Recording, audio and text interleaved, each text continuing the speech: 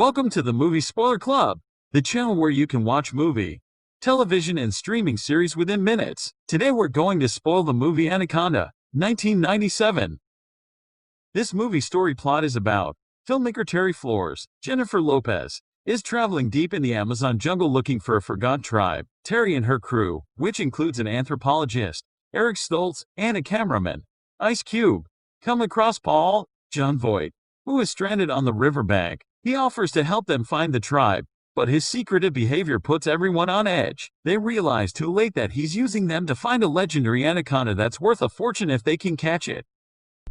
This movie opens with a note of caution. Beware of giant sea serpents known as anacondas. Some native tribes are said to worship these animals. As the scene opens against soft flutes on the Amazon River basin, there's a faint cry for help. A man is signaling on a radio for help, but it isn't clear why he is distressed. There is no response, and the music shifts as his temperament goes from anxious to fearful. He boards up the cabin door to not let anyone in. He quivers while he hammers each nail. Just then, the floor beneath him bursts into bits as something comes from below to attack him. The man climbs on deck but is not eased in the least. He begins to climb high above the deck on the lookout post. He takes a moment to look below him but knows he has nowhere else to go. He pulls out his pistol and shoots himself in the head. No one is there to hear his sound. A team of filmmakers are trekking through the Amazon in search of a primitive tribe called the Shurishama for the purpose of a documentary. The guide on this journey is Mateo. The team is led by Professor Stephen Cal, Terry Flores, and the production crew. The crew consists of Danny, who operates the camera, sound team Denise and Gary,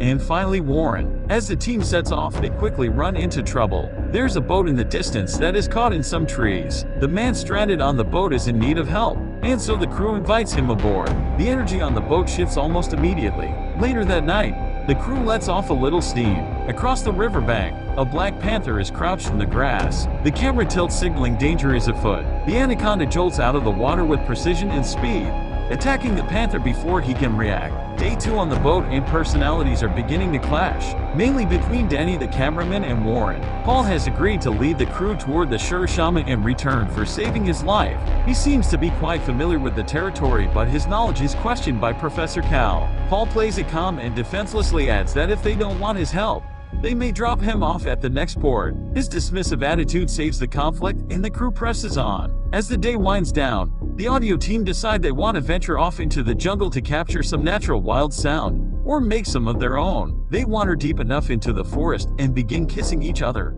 Clothes begin to come off as their temperatures rise. Just then, Denise is startled because for a moment, the jungle is quiet. They stop kissing to listen, but find that they are being chased. They begin to run and meet the business end of Paul Soren's shotgun. The gun goes off and Denise's screams startle the crew back on the ship. The three emerge from the trees toting a dead wild boar. Day 3, and despite the recent events, the crew seems in better spirits. They float on the river until a loose rope gets snagged in the propeller. Professor Cal jumps into the water cautiously to retrieve the rope and get things moving again. While in the water, Terry catches Paul staring at her, which makes her look away uncomfortably. Suddenly, Cal is struggling underwater. Danny jumps in, followed by Gary, to rescue the professor. They drag him back to the boat, but he isn't breathing. Terry is frantic, and Paul whips out his knife to perform a tracheotomy. It appears the professor inhaled a deadly and poisonous wasp. He will survive but needs to rest. With the only other dominant personality out of the way, the plans quickly change, and it becomes clear that the crew is now following Paul's plan. Initially, the plan is to get en route to hospital for the professor. Without medical attention, his injury can become infected or worse. As they plot a new course, distrust brews among Terry and Danny. They reach a gate that is blocking their path. Paul wants to blast his way through, but that doesn't sit well with Terry. Without the professor to back her up, Paul gets what he wants. Gary helps plant dynamite at the base of the gate. The dynamite blows and snakes rain from the sky onto the boat. Paul isn't shocked at all, almost as if he knew exactly what would happen. The crew is horrified as they shake snakes from their hair. Mateo begins to hose snakes off the deck as Paul giggles with glee. Unfortunately, they use many of their resources, mainly fuel, to ignite the dynamite. Now they only have one old barrel to get wherever they are going. The crew continues on until they find an old abandoned boat. Paul wants to investigate because they might have supplies that they could use. As Paul, Mateo, and Danny check out the abandoned boat, the rest of the crew waits patiently. On the boat, Paul finds a box with the tools to track the giant anaconda. Danny and Paul make their way back to the crew, but Mateo fumbles behind them. The two jump back on the boat but realize Mateo is nowhere to be found. Terry is worried, and Danny decides to turn back to find him. Terry urges Paul to go with, but Paul dismisses her. Danny searches the area but returns with only a flashlight. Somehow the crew didn't hear Mateo get snatched up by the anaconda, as it lurched out of the water and strangled Mateo to death. Once Danny gives up and returns without Mateo, Paul tosses an enormous anaconda skin that had been previously shed. Paul tries to warn the team of what is lurking beneath the river's surface, but the crew is unsure. Later that evening, the sun is setting. The crew is feeling uneasy as the night creeps in. Paul and Gary talk about tracking anacondas. Paul explains that you can't do it alone. The next morning, Terry wakes up to see Paul is loading a tranquilizer gun. He looks at her and mockingly sneers at Terry.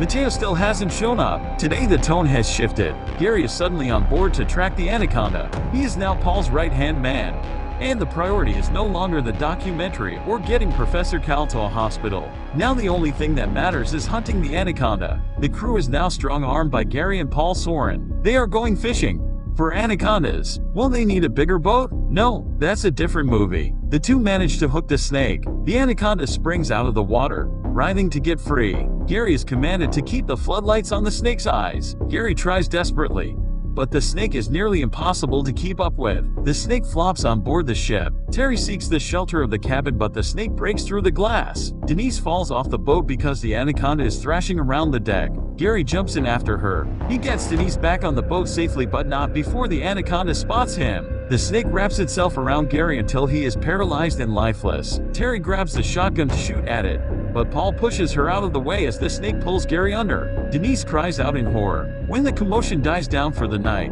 Terry decides to visit Paul in the captain's cabin. Terry gently raps on the window of the cabin door. Paul opens the door to let her in but seems to sense something unusual. Terry explains that this documentary was going to jumpstart her career and now she has nothing. As she pleads for attention, her hands wander onto his. They creep up his arms and onto his shoulders and chest. She's flirting with him, and he seems to be falling for it. She proposes that they follow him around and Paul can be her new film subject. The flattery is almost too much for the man and they begin to kiss. Then Danny bursts into attack, but Paul was too quick to react. While he is defending himself against Danny, he doesn't know Warren is crashing through the windshield with a golf club. A good hard whap on the head and Paul is unconscious. Terry and the crew have the upper hand.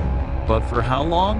Now that Paul is tied up, Terry can regain control of the ship and get home. It isn't long before things go wrong once again, as they reach the waterfall that is referenced in many texts. While everyone stares in awe, the boat gets stuck on some rocks and won't budge. Danny suggests that they tie some rope to nearby trees. While Terry, Danny, and Warren jump in to secure the ropes, Denise makes a move on Paul. She wants to kill him, but she can't. Paul hops up, throwing his legs over Denise and creating a chokehold with his calves. He throws her against the floor with his legs, cracking her neck. She dies, and he rolls her body off the boat. Paul steals the knife that Denise was going to use on him and begins to saw at the ropes around his wrists. The anaconda wades through the water, and the crew scurries back to the boat. All but Warren make it back. Instead, Warren heads for the rocks against the waterfall. The anaconda seeks him out. Terry reaches for a gun to shoot the snake, but Paul has frayed the knots that restrained him, and he wrestles her to the ground. Danny butts in to save Terry, but Paul stabs him in the thigh with the dagger.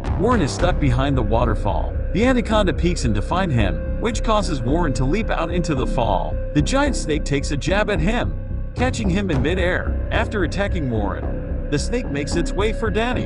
The anaconda attacks Danny as the two wrestle in a fight. Terry grabs the gun and shoots the anaconda in the face 3 times. The coals release their grip and Terry reaches for Danny to help him onto the boat. At that moment, Paul gets a hold of the gun and is about to shoot Danny. Terry is panicked, but then Professor Cal stabs Paul from behind with a tranquilizer dart. Paul collapses and falls into the river. The professor saved the day but used all of his energy. He returns to his bed to rest. Terry still needs fuel to make it back to the port. The two of them find an old dock and decide to search for supplies. While the two wander around, they find drums of oil and old shedded snake skin. They are made uneasy and try to leave hastily.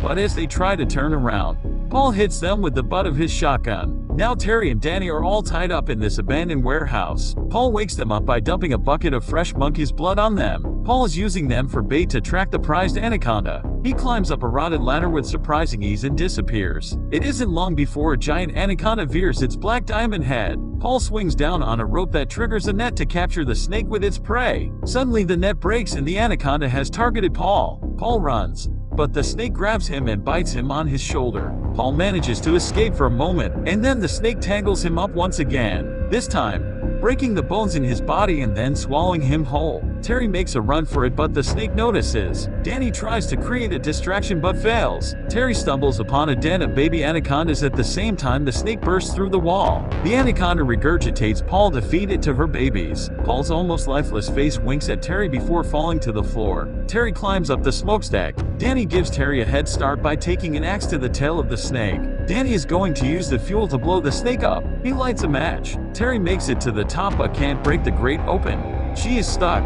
Once she finally opens the grate, she begins to rappel down to safety, but the rope is too short. The fuel ignites and explodes the smokestack. Terry falls into the river and so does the snake. The snake, still thirsty for blood even as it's set ablaze, cannot keep going and disappears into the dark water. The two share a sigh of relief, and then the anaconda emerges for the last time. Danny takes his pickaxe and swings it into his head twice. It might actually be dead this time. They both return to the boat and go home. As they sail off with nothing but their lives, they look out onto the river and can see the Shurashama. After everything they have experienced, they still got what they came for.